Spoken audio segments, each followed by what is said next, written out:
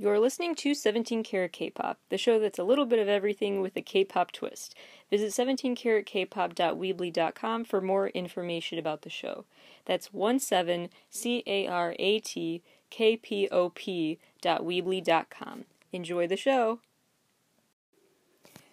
Real quick, your action of the day. I really hope you consider donating to the Apollo Theater, because so much black talent has come out of that theater, and I've been thinking a lot lately about how much of our culture, movies, TV shows, music, magazines, books, graphic novels, everything, podcasts, I could keep going on, how much of that has been made by wonderful, insightful, creative, fascinating, intelligent black creators, and how much will be missing from the world of the arts and media if we didn't have black creators. So I really want to uplift them and recognize their voices, and so it would be so devastating for their artistry and that channel they have if the Apollo Theater closed down. It's getting hit very hard due to the pandemic, so please help out this venue. They're very dedicated to social justice causes and uplifting black voices, so please donate. It's tax deductible. You can go to bit.ly/A Apollo-D donation. And please consider donating and supporting them, as well as other theaters in places where black art continues to shine and hopefully will continue to do so through this difficult time. Thank you.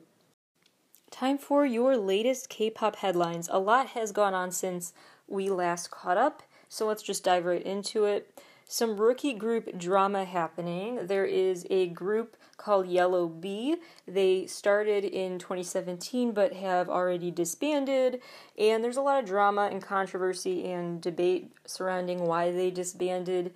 Basically, their agency, which is called Addiction Entertainment, released a statement saying, quote, promiscuous behavior was the reason why they had to disband, so basically placing the blame on one of the members' behavior, but then that member fired back saying that it was actually, they're trying to pass the blame, and actually one of the agency staff members was engaging in that inappropriate behavior, and we won't go into all of the specific allegations here, but it is quite a dark story, and this band member from Yellow B has basically said that, among other allegations we won't go into, that the staff left the girls alone a lot. So there's an example she gave when they were left at an airport for 8 hours alone on their way to Japanese promotional fan events and stuff. So they were on a trip to Japan, and then their supervisor just left them at the airport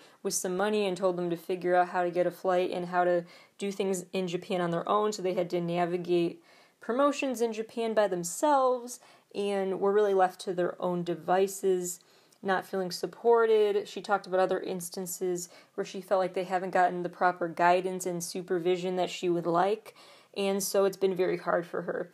So the latest is that there may be a lawsuit happening on both sides, countersuing. I don't know how that will work, but Yellow B is no more regardless of the reason. It just doesn't seem repairable at all, their relationship between the members and the company, so all of their contracts have been terminated.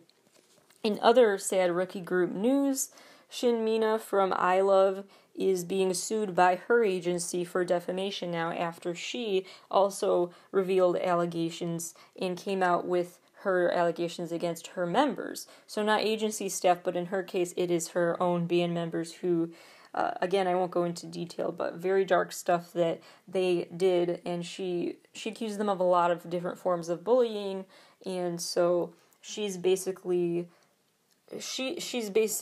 really trying to take back her life and career and get out of this contract, and it's very frustrating, double lawsuit here where the company is suing her, but she wants to sue them, and so a lot of hurt feelings all around, a lot of confusion, because there's really no way to, solve this. The harm can never be undone. So Mina's mom posted on her social media the other day saying that Mina is currently being hospitalized. She's having some mental health difficulties right now, and once she feels healthy enough, they will be pursuing legal action, so we will see what happens there, and I will keep you posted. In other sad news, Pristine, the girl group who turned into Hinapia after some member changes, Hinapia/Pristine, this group has not released anything since November of last year, and they haven't posted on social media since June 2nd, so they've actually missed 2 of the members' birthdays since then already, which is very, very abnormal for K-pop groups. And so fans are demanding answers, and they're very worried and concerned that the group just disbanded quietly. And the agency has yet to comment as of recording time, so I will keep you posted. It's not looking good. So what fans are doing online, though, is they're trying to come together and encourage other K-pop fans, even if you're not a fan of that group specifically, to help by streaming their single Drip on YouTube, Spotify, buying it on iTunes, all of that, to show support for this group. Also financially now, because the companies that are not part of the big 3 companies in the K-pop world, like I've talked about before on this show, really are struggling for funds right now during the pandemic when they can't have the in-person fan events that really provide a huge part of their income and just over time their income, because they build up a fan base through those in-person events that they can't build up right now because they can't meet them in person. So they really need help right now, and so if you will, it's a great song. Please stream Drip. Again, it's spelled Hinapia. Hinapia, I believe, is how it's pronounced. So please help them out. They're really great. Pristine was also really great music-wise. So really hoping for the fans' sake that they did not disband and that it's just a weird social media absence. Not sure how optimistic I am about that, though. We'll get to some other disappointing news, and then we'll get to the happier stuff. So Road to Kingdom was great. I really enjoyed it. But the whole point of the Road to Kingdom show was that it was a prelude to the show called Kingdom. But now apparently that has been scrapped, at least for the time being. So basically the Kingdom staff issued a statement saying that the Kingdom will not air this year. And they didn't make it sound like it was canceled, but it's indefinitely postponed. They said the reason is because they want it to film with a live audience, so when it's safe to do so, they will proceed, I guess. So that may be a year or more from now. So it's disappointing we have to wait. I kind of get it, because there's definitely an absence you feel with K-pop shows when you don't see the live audience or hear the fan chants or see the light sticks. There's a very communal call and response aspect of K-pop audiences that is definitely, you feel the absence of right now. So I kind of get that. But I wonder if there are other variables at play here as well, funding-wise, or maybe just in general health-wise. Maybe someone on staff tested positive, who knows. But there could be other behind-the-scenes issues, but their official statement is that they want to wait till they can have a live audience again before they film. But in the meantime, we are still getting Island Part 2 later this year, so there's that for us to hold us out for now, tide us over. In better TV news, Monsta X just guest starred on All That, the Nickelodeon reboot, and they performed middle of the night on this kids show, which was a really odd choice, if you ask me. It's a great song. I was just very surprised they picked that song, but whatever. Other news, Luna now officially has a USA-specific website that is in all English. It's lunatheworldus.com. And they also have a phone number on that page, so you can get text updates. And if you run a podcast called 17 Carat K-Pop, you can use that text service to request interviews. Well, I don't know, but I'm assuming that's allowed because that's what's happening. Really hoping that if Luna wants to promote more in the USA, they will allow me, a USA fan, to interview them for the show sometime. So let's make that happen someday. I don't know if actual text response go to anyone. It probably goes to a bot who does nothing about it, but you never know. So fingers crossed, that would be a dream to talk to Luna someday. But it is exciting what they might have in store if they're leaning in this USA promo direction. Very excited what they come up with for that.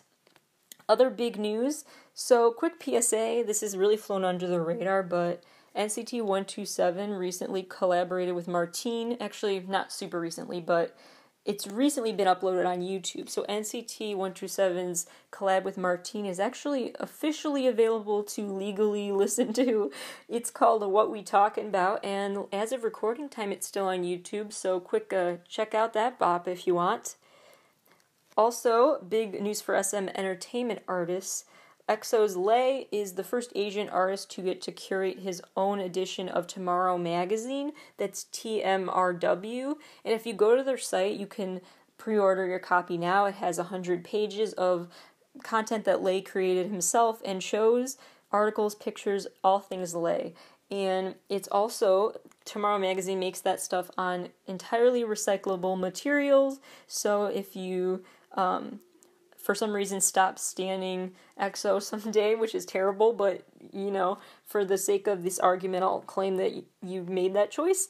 You can recycle that magazine, and you don't have to worry about, can I throw it out or recycle? You get to recycle, so it's an eco-friendly magazine, as eco-friendly as a magazine can be, with a lot of unseen Lay content, so be sure to check that out. Other SM Entertainment news, they have an official TikTok account now. So does Real, one of my favorite J-pop stars, side note. That's R-E-O-L. She has a new song also called The Sixth Sense, which is great. I highly recommend checking that out. NCT Dream are the new ambassadors for Candy Lab Cosmetics. Chanyeol has his first big movie role set up. It's going to be a jukebox musical about this washed-up music producer who tries to team up with this under-the-radar singer, and they try to make their musical dreams come true. Actually, fun fact, this musical Chanyeol was going to be in, it's his first big acting role in a film, and it will be directed by the man who also helped produce EXO's Olympics performance at that closing ceremony. So that is high-quality content. We love to see it. Also fun for people who grew up with SpongeBob like me, this movie is called The Box, and you know automatically it's going to be good. Because all you need for something good is the box mixed with your imagination, and great things come of it. So, again, we love to see it. More things we love to see. The VMA nominations are in. There is a Best K-Pop category. I've already gone on rants before, so I won't do it again now, about what I like and don't like about the Best K-Pop category of events, and how that others K-Pop content, but it is what it is. There are some good nominations this year. There's G-Idol's Oh My God, there's BTS with On, EXO with Obsession, Monsta X with Someone Someone, TXT with Runaway, Red Velvet with Psycho. And personally, my favorite song of those was probably On or Obsession, but I think Monsta X's Someone Someone should win just because of the message. It feels right for 2020. So that's my opinion about that. But in more exciting news, BTS is also nominated in 2 non-K-pop specific categories. Best Choreography for On and Best Pop for On. And my thoughts on this, honestly, I'm very happy with how this is going. Because it's a good start. Because I think really, you know, if it's going to take very small incremental change, that's better than nothing. And last year it was just Best K-Pop really, or it was relegated all to one part of the nominations, and this time they're really dipping their toes more into letting one K-pop group get into another category, and so I think this is a good trend. This is in the right direction, and then more integration of these music industries from different parts of the world will take place. The marginalization will hopefully continue to be erased. It's taking a while, but you know, I'm happy with taking what we can get at this point with this, and I just think this is a good step forward. And that in the next VMAs we'll get even more groups in non-K-pop categories. So just something to keep in mind, progress. Some stat updates. So we've been tracking the growth of Namjoon's mixtape Mono for some time now, and since we last talked, it's moved up a couple places, so it is now in second place for the album that has gotten the most number ones on iTunes, with 114 countries helping it reach number one on their charts. It just surpassed Beyonce's self-titled album. It's so wild. After all these years, or it probably actually hasn't been that many years, but you know what I mean. It's really still doing so well on the charts after all these months, and we, again, love to see it. Stray Kids' God's Menu video has 80 million views now. Blackpink's How You Like That video has 14 million views now. Eric Nam's The Other Side EP just passed 1 million streams. BTS's Love Yourself Answer is now their second album to spend 100 weeks on the Billboard World Albums chart. V continues to reign with Sweet Night, his OST, which just reached number one on the Japanese iTunes singles chart. which he's actually the first Korean solo artist to do so. BTS's Light single is their first Japanese single to go silver. BTS's Dope video is their 14th video to reach 6 million likes. We love to see it again. And Treasure, the new rookie group from YG Entertainment, just broke records for YG rookies with 150,000 pre-orders. And lastly, ATEEZ's Zero Fever Part 1 album let them break their personal record with over 250,000 pre-orders and over 115,000 copies sold during day one of its release. All really exciting news. In the Quarantunes world of music these days, 7 O'Clock has officially postponed their USA Fall Tour to 2021, presumably Fall 2021, but they didn't specify, they just said 2021. My only surprise is that it took this long for that to happen, to be honest. Things are not looking great with the virus right now, especially in the USA. Super Junior, KRY, the subunit, they are the next artist to be part of SM Entertainment's Beyond Live virtual concert series. So you can check out their show August 23rd. This one is probably the worst time that so far for Chicago fans. It'll be 1 a.m. our time. So keep that in mind before you decide if you want to buy a ticket. TikTok is in a weird place. It's been used a lot these days to help artists, start dance trends people can do at home and things like that, and to promote music when they can't promote music in person. It's becoming a more important tool, but it may be banned in the USA now. It just got banned in India and a few other places as well. So we'll see what the status is. The government is saying they're looking into banning it for security reasons, which is odd to me because Facebook and other apps have a lot more of our data than TikTok ever would. It reminds me of Zepeto. Remember the Zepeto app? Where I don't know if people use it anymore. I mean, they can for the Blackpink benefits, so hopefully they do. But anyway, so Zepeto drew a lot of controversy because people were thinking that it was taking too much data and they had security concerns. But actually, those were kind of debunked, and it wasn't really sharing data more than any other app you normally use. So I think it's the same with TikTok, where maybe the security concerns are not overblown on their own, but overblown in proportion to other apps we use daily.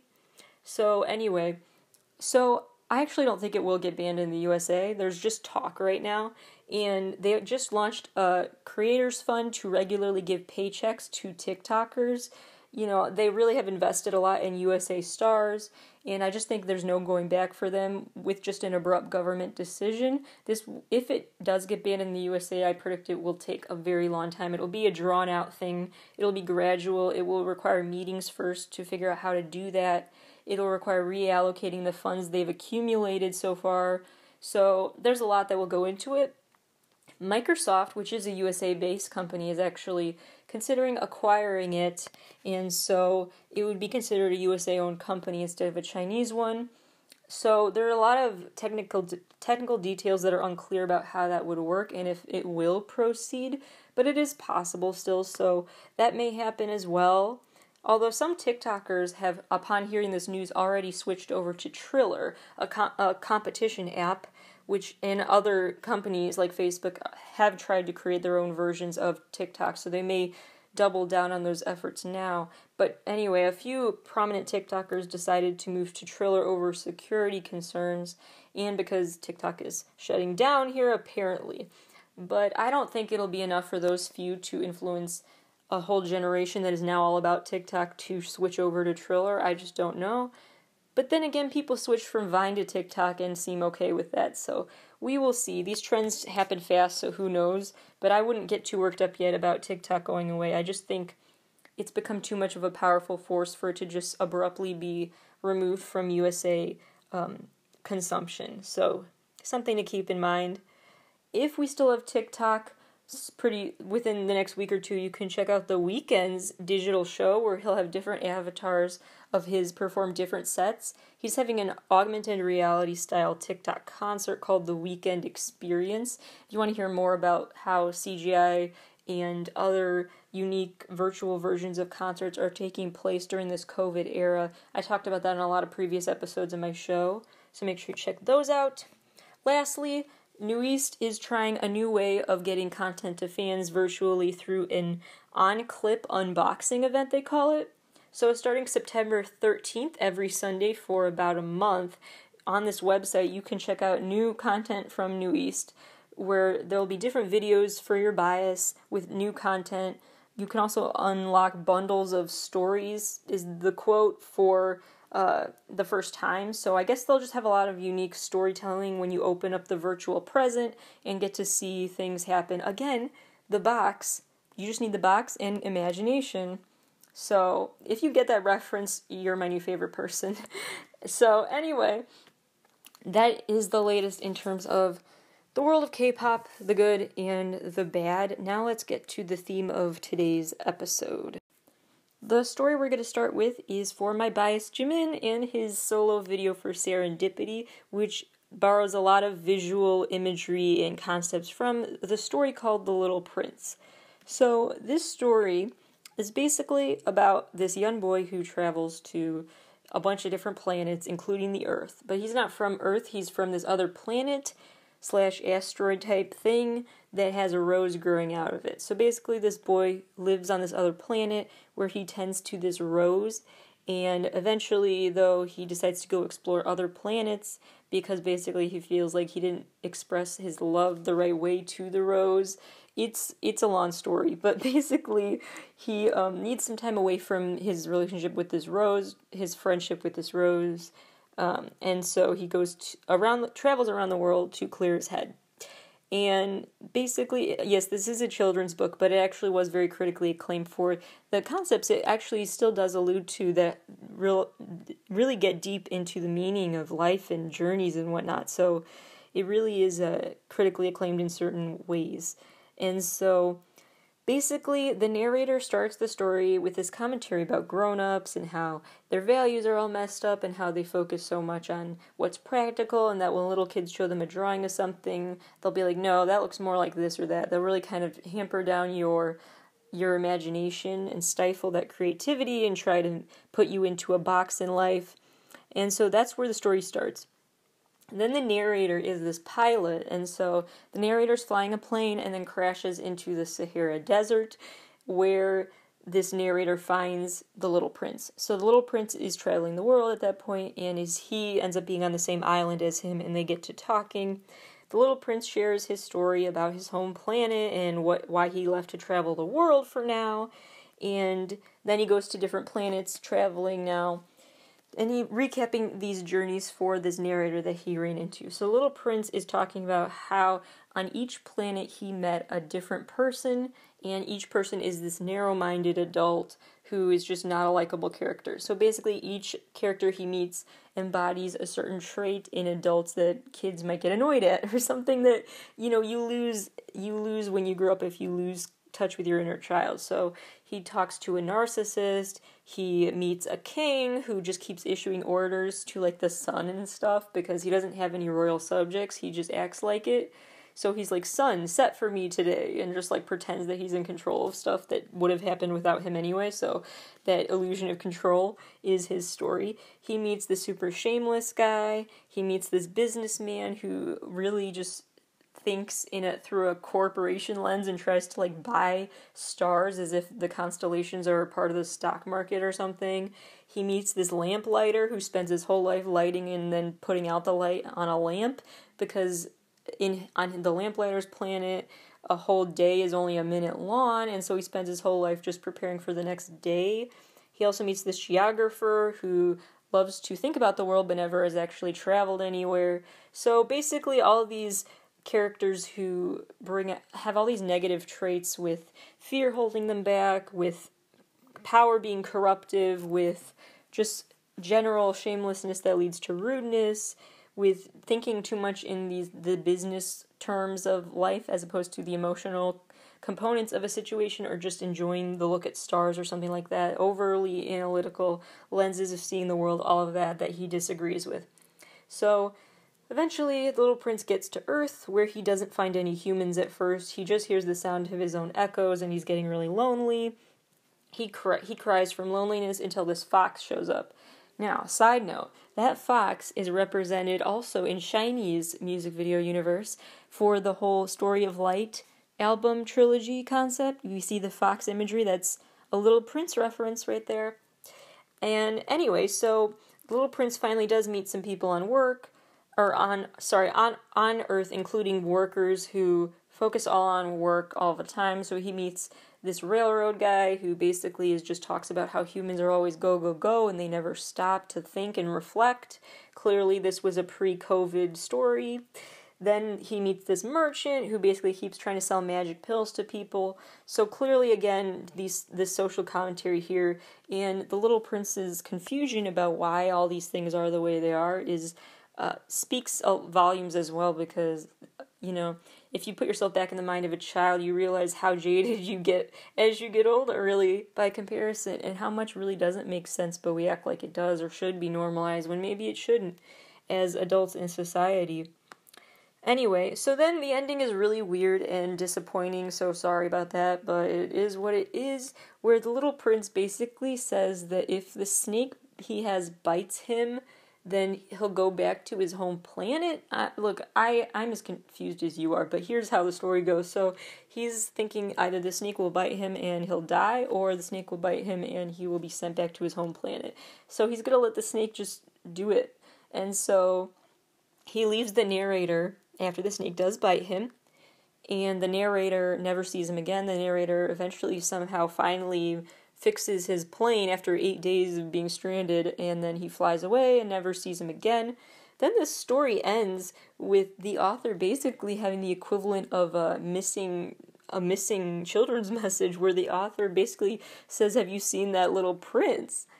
So it's really a weird, alarming ending, and the author doesn't clarify what happened to the prince, and leaves that up to the reader to decide. And actually, apparently, the author of this story actually did come up with a conclusion for this story and more details throughout that would make sense and explain more, but he took it all out because he decided, I want this to be more ambiguous, and I want it to focus on more abstract, broader themes and messages that I'm trying to get at.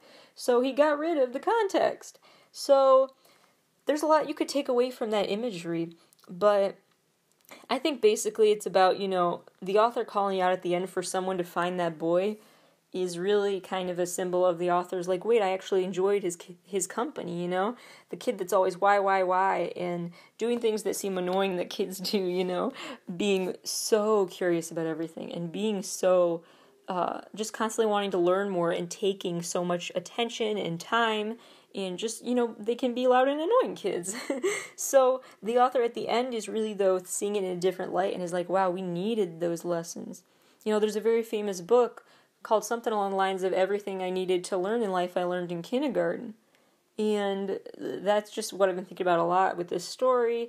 It gets to, the ultimate lessons in life about curiosity, about friendship and talking to other people and forming those relationships, about traveling and seeing the world and seeing other cultures and people, about finding ways to get out of that cynical daily grind.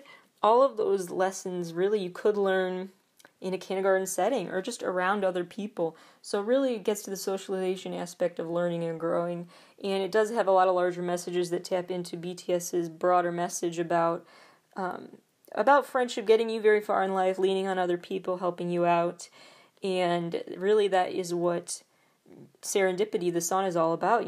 The chorus talking about let me love you, trying to figure out, like that boy with the rose, how to express love and emotions, and really, I see a lot of parallels there, so I find that a very interesting story. Also, we have a more overt connection to the next story I'm going to talk about, which is Pied Piper. So BTS actually has a song, it's a B-side that is super underrated from the Love Yourself Her album called Pied Piper, where they have lyrics like about follow the sound of the pipe, so clear connections to the story here. And however, this one, the meaning continues to be ambiguous. So basically, in this story, there is this rat-infested town. Literal rats are filling the town, and this musician shows up and offers to run the rats out of the town by playing his instrument. So he plays like this magic instrument, and if he plays it as he leaves the town, all the rats will follow him because they love the music and are hypnotized by it. And so the king basically says, okay, and and they negotiate a fee for his job doing this. So the musician does get the rats out of there, and then this is wild to me. All the rats drown on the way because they all I don't know why they walked through the river or on the river or what, but somehow they crossed a river and all the rats drowned because I don't know. Their brains aren't that big, I guess. And so anyway. So one rat is the only survivor, and he runs back to the town to warn them about what happened. It's such a weird story. So then the musician comes back to say, I did it, I ran the rats out of town, where's my money? The king is the super corrupt guy who basically now only agrees to pay him half of what they originally agreed on. And so the musician basically wants payback, wants revenge for getting, not his share for not getting the fair share of what he's due financially. And so he gets his payback by playing a different tune on his instrument that this one doesn't hypnotize rats, it hypnotizes children. And so all the kids in this town follow him out of the town, and they all go through this portal somehow, and one kid is too slow and doesn't get in the portal in time, so he runs back just like the rat did, just like the literal rat did, to tell the town and warn them about what's happening with this musician and what he's taking them away. And then they're never to be seen from again. So critics have been left with scratching their heads about this for a lot of reasons. A lot of logical stuff like the river and the portal, there are a lot of questions there, but also really about what the author was trying to say. Another moment where an author seems very intentionally ambiguous. And so people think it could be a couple of different things. One is that it's a commentary about musicians in other career fields that are belittled and dismissed as not important in life. The musicians, not getting paid well or not given the respect they're due for their work and their contribution to society and helping us rid society of some ills and provide comfort and enjoyment to people and how valuable that is. Some people think it's more of a critique about people like that king or I believe he might have been a mayor actually, so maybe this was a more democratic town than I'm leading on, but anyway, about politicians who are corrupt and kind of detached from society's daily woes and too consumed with money and too stingy and not following through on their financial agreements. Some people think it is more of a commentary really about maybe a mob mentality. Other people say it is more about basically, the rats, there's a lot of symbolism you could get to there. There are a whole host of meanings this has. Mostly, I think, with BTS's storyline, they meant to have a song about this story to have to do with that first argument about how musicians are undervalued and powerful, and they know their power, they're just waiting for you to recognize their power. That seems to be the message they're getting at, but it could be others as well, because, BTS has said a lot before on their songs, calling out greed and politicians who seem detached from the citizens' concerns and emotional needs. They've called out and criticized, certain consumerism mentalities and stinginess and whatnot. So it could be those themes as well that led them to enjoy this story. So I find that a very interesting, if not bizarre one. Another story, the third one I'm going to talk about, is Dorian Gray's story. And Dorian Gray, basically, this imagery and references are throughout some BTS videos, but primarily from the Singularity video. And this era, that is the whole aesthetic of the Singularity video, is this Victorian era that is important to understand for context. So Dorian Gray is this philosophical gothic horror novel, basically, from 1890. It was released by Oscar Wilde, and it takes place in this Victorian era England. Basically, it is about this guy named Dorian who finds the key to eternal youth. And so we have this other character named Basil who is basically mesmerized because Dorian is gorgeous, and he's just mesmerized by his beauty and makes a full-length painting of Dorian. And basically this is supposed to capture Dorian's beauty in time, because he wanted to have a picture so it'll last, to see Dorian's beauty forevermore, even when Dorian gets older. And so there's this girl named Sybil that Dorian has a relationship with, But then he decides that she got older and too ugly, so he breaks up with her. Yeah, don't feel bad for this character. Dorian is a piece of work. And so he basically considers her too ugly to stay with. And so eventually Sybil gets so distraught and depressed. Trigger warning, but I won't get too gory, but there are some details coming up that are a bit intense. Anyway, so Sybil basically ends things and leaves this earth. And she's so distraught after that breakup and everything. So there's a lot to unpack there with ageism and gender dynamics and whatnot. But the main point of this story is that these characters really value looks above all else, which leads to their downfall. So over time, Dorian continues to be a terrible person and commits a lot of sins, and the more sins he commits, the uglier his painting gets. So he thought maybe this was a way to immortalize his beauty by getting this painting of him, but actually the painting is aging as well. So he's very frustrated, like, what the heck? I thought I found a way to be beautiful forever, young and beautiful forever, and here I am. The sins keep piling up, and the painting keeps getting uglier in his mind because it's getting older. Again, there's a lot of ageism in the story, but anyway, so then Basil, the guy who originally painted him, finds out about what's happening with the painting and what Dorian has been saying and doing and all the sins from his past. So Dorian doesn't like the fact that Basil knows too much. And so Dorian basically blackmails someone to take Basil out, if you know what I mean. So Basil is dead, and Dorian also tries to... Okay, it's a long story, but Sybil's brother tries to get revenge. He ends up dead too. Dorian has a lot of blackmailing people and has a lot of power, and he uses it in the worst ways. So that's the bottom line there. He eventually basically is so frustrated that he stabs the painting of himself with the same knife that was used to kill Basil, and the servants hear the ruckus and they run into the room to find out what's going on, and then the servants just find Dorian there. He now looks extra old and ugly, apparently, while his painting, after this happened, is now beautiful again. So basically it was a trade-off, and now Dorian took on all of the ugliness that was embodied in his painting, and so now the painting is young and beautiful again. So basically, the Victorian era was this type of era for men that had to do a lot with keeping up appearances, and that concept of having your public self and private self be super distinguished from each other. So basically, it didn't matter who you were in public.